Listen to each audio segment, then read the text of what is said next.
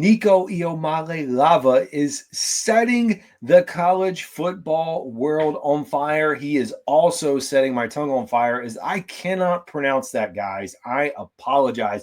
We are here today to break down exactly what is happening with this situation. Stay tuned. Welcome in, folks. This is the Kicking It with Kennedy podcast, where, folks, we talk about anything and everything sports related. You guys may know me from the Two Growls, One Vor podcast, where we talk all about the Carolina Panthers. But the purpose of this channel is to talk about whatever I want, primarily sports focused. So go ahead, hit the subscribe button, help us grow. But we have Nico, and I'm not going to pronounce his last name again because I'll butcher it, taking college football by storm. This is unprecedented territory. And I know there's been quite a few folks, the Josh Pates, the ESPNs, the CBS, whoever you follow, that has had a take on this. But I personally am a college football guy. So I said, you know what? I want to sit down and give you my thoughts on this situation. So very large scale for those that are not in the weeds. We hear that there's been some disagreements on pricing and contracts and renegotiation, which is wild to think about. But in short, Nico's camp wanted, $4 million to play quarterback, offered around 2.5. Then you go through spring practice. He sits out, misses the spring game, whatever they're calling it these days.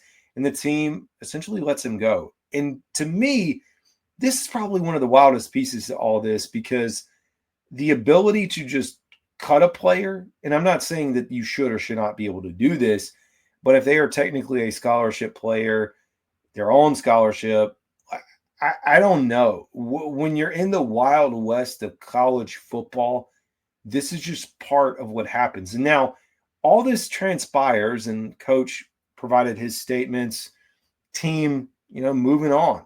And now he is in the world of figuring out where is he going to land. There was a crystal ball prediction to the University of North Carolina. Of course, the team I follow, you guys can see it. It's blurred out. I said, y'all are freaking insane to think that Nico is going to come to the University of North Carolina and Bill Belichick.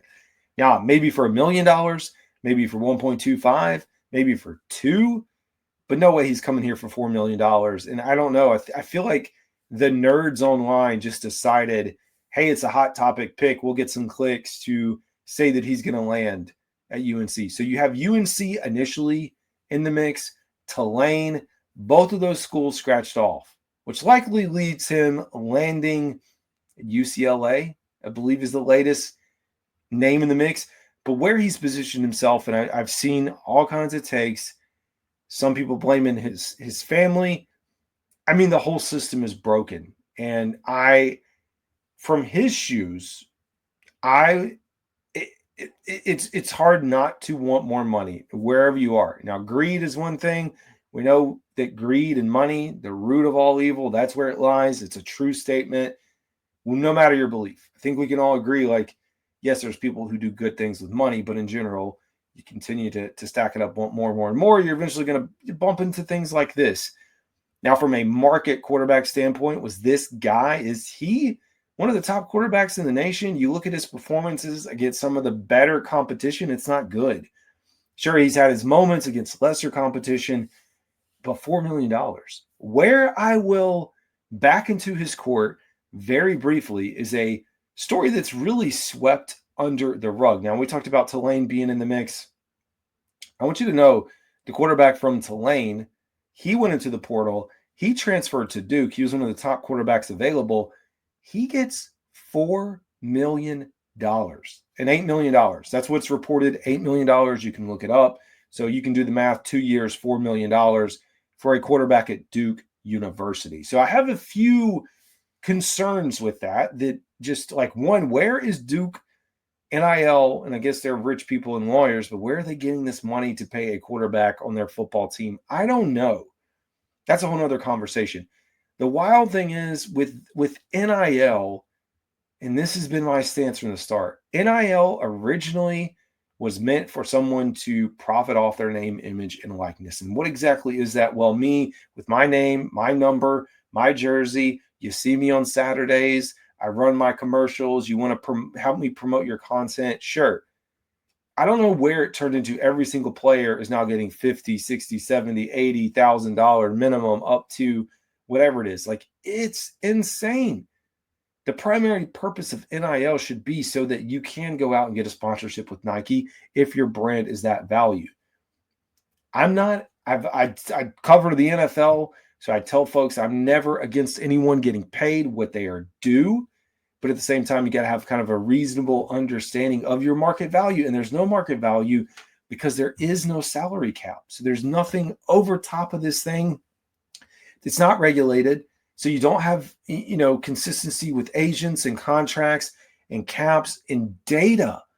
I can go out right now and look at every single, now I may not have every piece of detail to the contract, but I can go out and get market data on every single quarterback that's in the NFL, running back, whatever position group, how much they're paid, what is their contract, what is their guaranteed money. Can probably get into incentives if needed. You gather all this data. What is the market? Like, and there's no cap. So this is going to be an NIL bucket that you have, and then we're going to eventually have revenue sharing. And now this new wrinkle that I'm seeing in the state of North Carolina, some kickbacks for some of the schools in the state that are publicly owned, is gambling money. So you're going to have some, and this is, I'm very early getting into to understand what this means. There was a House bill or Senate bill proposed in the state of North Carolina to force North Carolina and NC State to play the other schools, like your App States in basketball and football, ECU, Charlotte, those guys. Probably throw UNC Wilmington into the mix if we're talking basketball. But there's a bill proposed, and part of that is, and when they do this, $30 million in gambling money that the state collects goes back to North Carolina, NC State. That's big money. When you think about where sports betting is right now across the entire country, and I don't have the map in front of me to know where it's legal and not legal, but being in a state where it's legal, I know South Carolina, it's not legal. So in the state of North Carolina, it's legal. You get an extra $30 million on top of your restructured ACC contract. You could be one of the top conferences, and we've seen the value of North Carolina and Duke in basketball. It could change the whole way this thing works. It's wild. I'm going way down a tangent hole. Was the decision right as we get back on track with Nico to do this? I don't know. I don't know who was bluffing, who was doing what. I know he came out and he had some statements about it. You're putting yourself in a bad situation. I mean, somebody is going to have to press the button. And I get to the point where these are not kids. Like, you have to be honest with yourself. Someone said it best. If you are 18 years old, you are a man and you are able to fight for this country.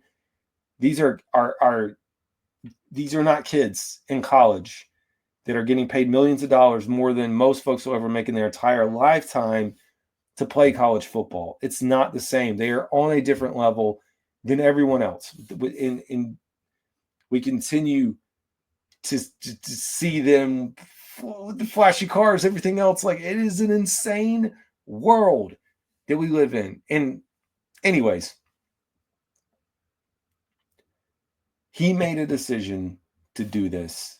And I think if there had been more structure, things probably could have been better. If there had been protection for him to do this, to know with, like, in reason what he's working with. But with the way the transfer portal is for the kids and the schools, with these being really like 1-year deals, and you're seeing all these spring practices wrap up and more guys entering the portal, I don't know. He took a gamble. I don't think he was worth it. I think he should have kept what he had, helped himself with a lot of nice weapons and pieces there in Tennessee, prepare him potentially for the NFL draft coming up. But anyways, that's going to do it for today's episode. Would love to know what you guys think. As always, this is Carolina Dad. Y'all have a good one.